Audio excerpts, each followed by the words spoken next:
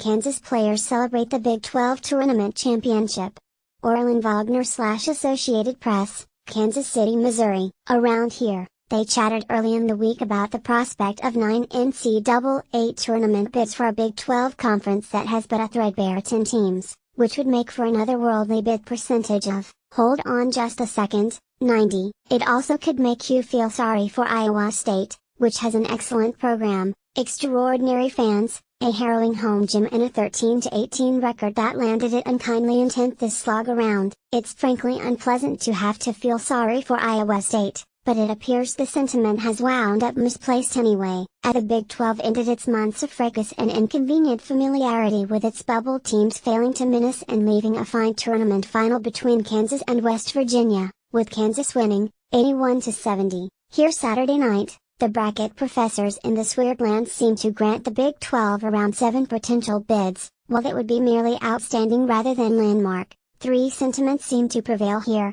The league has never seemed any better than this. Its member teams are uncommonly tired of each other. They do need to eyeball their NCAA tournament showings of recent years and upgrade the thing generally. With his unmistakable ownership of a thick skin and a tough hide, Kansas coach Bill Self went right along with the melody of a question about the conference and its reputation among its vicious brethren around the country. I think our league has played out this year to probably be as tough as it's ever been. In 3 of the last 4 years I think we were number 1, thought of, in the RPI, and usually that should translate to more success in the postseason, he said. So I think it's important.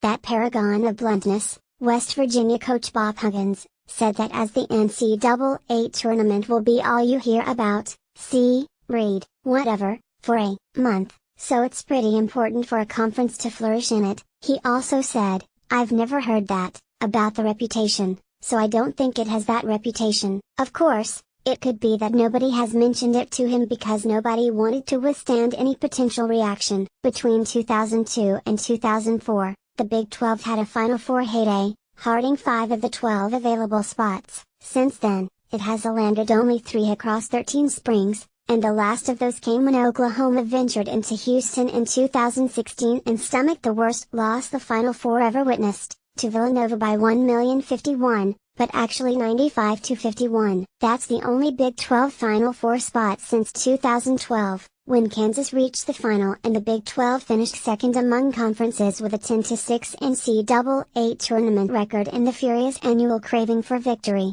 brand recognition and money. In the 5 bygone tournaments beginning in 2013, the Big 12 has landed in 9th, 3-5, 6th, 6-7, 6th, 5-7, 3rd, 9-7 while the ACC went an absurd 19-7, and 5th, 9-6. Is surge from that. The league this time will submit an auspicious bunch, however that bunch formulates in the brackets. Iowa State does figure to get company among omissions, the most likely being Oklahoma State, 19-14, and or Baylor, 18-14, with Texas, 19-14, and Oklahoma, 18-14. Perhaps facing labored respiration come Sunday early evening. As the coach of both the regular season champion and the tournament champion yet with 7 losses, Self said, I don't think our league is top heavy. I think our league is really middle heavy. I mean, there's no poor teams, and whenever you went to your conference tournament with 9 teams out of 10,